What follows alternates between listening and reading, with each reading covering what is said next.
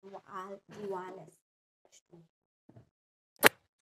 Hello everyone! Welcome back sa part 2 ng ating video. So, sorry, medyo natagalan ako sa pag-upload kasi na-busy ako ng mga nakaraang linggo. Okay, so now ang pag-uusapan natin is all about the degree types na pwede mo maging options pag gusto mong pumunta dito.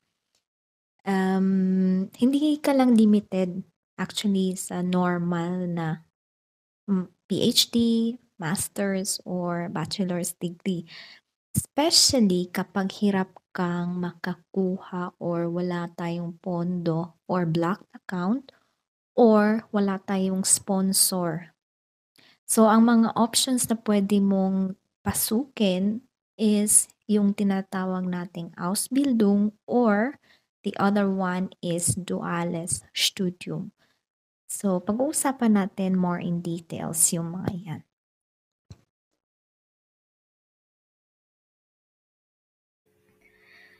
So, ang una-una nating topic is, what if gusto mo mag-master's degree? Kasi 2 taon lang or 1.5 years tapos ka na. Unang question dyan, eligible ba ako? First, meron ba akong bachelor's degree sa Pilipinas? So, pag sinabi mong, oh, may bachelor's degree naman ako. Pangalawang tanong dyan, yung bachelor's degree mo ba sa Pilipinas ay recognized as bachelor's degree dito sa Germany?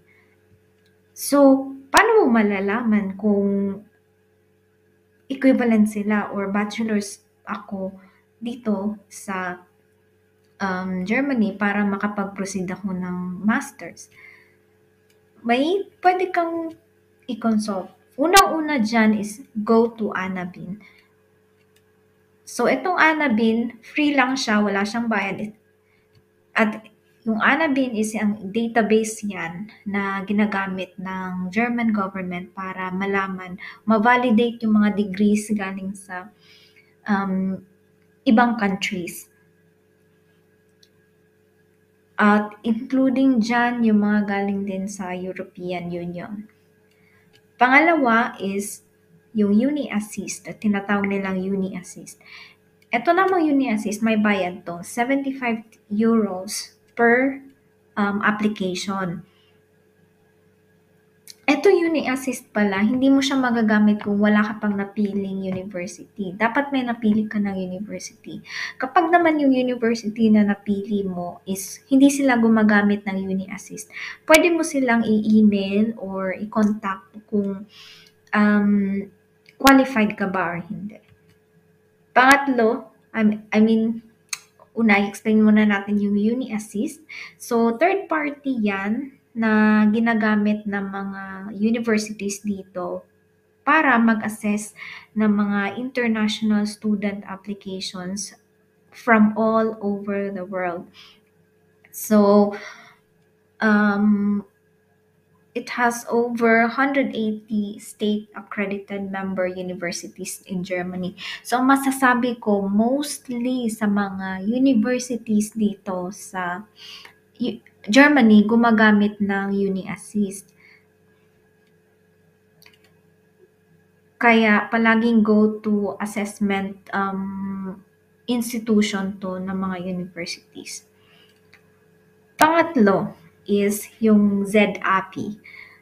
Ito namang ZAB, may bayad to. Medyo mahal siya, pero kasi may certificate kasi silang ini-issue na hanggang anong level yung education mo dyan sa Pilipinas. Kunyari, bachelor's degree, graduate ka. So, if you're recognized as bachelor's, isi-state nila doon na ito, si ganito ay graduate ng bachelor's ng ganito, ganyan.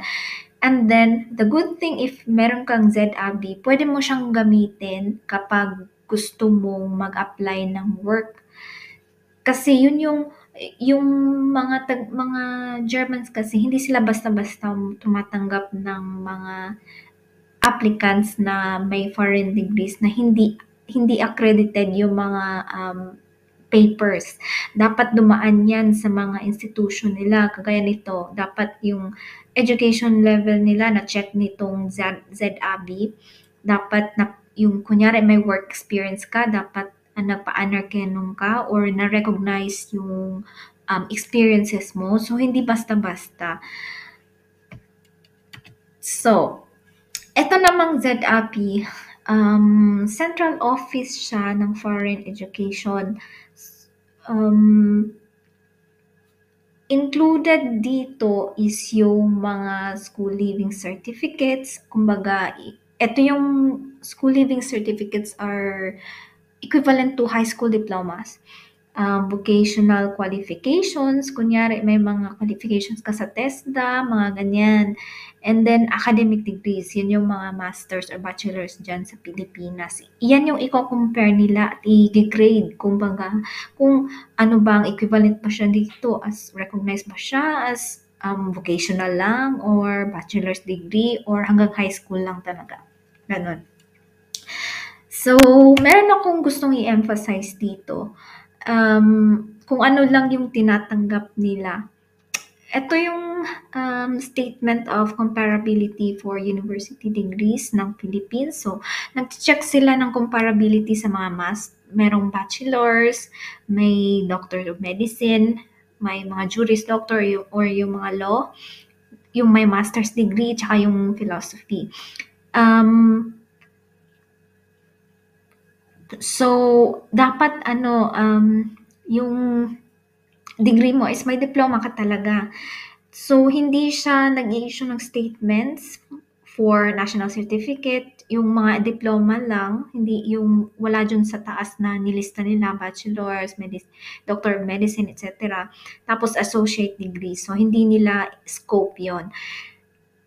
Ito yung gusto kong i-emphasize na itong mga following degrees nito, hindi siya nire-recognize as bachelor's degree. So, for example, nag-graduate ka ng 4-year degree. Graduate ka ng grade 6, after mo grade 6, 4 na taon sa high school, 10 years lang yun. So, primary and secondary education mo is 10 years only. Kumbaga, ito yung sa old curriculum mo. Tapos, nag 4 years degree ka ng bachelor's. Hindi ka ini-issuehan ng comparability. So, ibig sabihin, you are not a bachelor's level here. Sad to say, hindi siya equivalent. So, pag meron kang ganon, so you are from old degree, you have 4 years na bachelor's dyan, pero gusto mo mag-pursue ng master's, may chance pa. So, paano? Meron namang chance. Ito yung chances mo, pwede mong piliin. First, mag-apply ka sa mga private universities. Because private universities, they have their own siguro choices at saka mas lenient sila kumbaga. Ang disadvantage lang ito since that is a private university, you have to pay tuition fee. The second one is if you want public universities, choose those that don't use uni assist. Kasi kapag dumaan ka ng uni assist, automatic hindi ka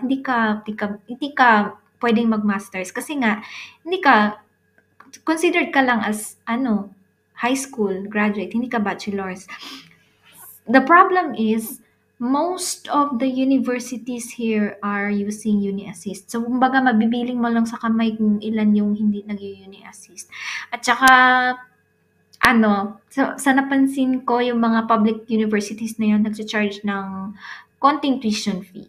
So, ganun din. Number 3, mag-masters ka muna dyan sa Pilipinas.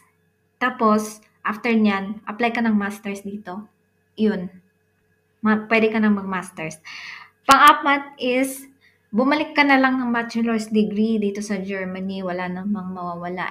So, ang kagandahan pa nun is may experience mo talaga yung makikita mo yung difference kumbaga ng bachelor's degree nila dito and you are more qualified to apply for jobs here if may bachelor's ka and then nag-proceed ka ng master's.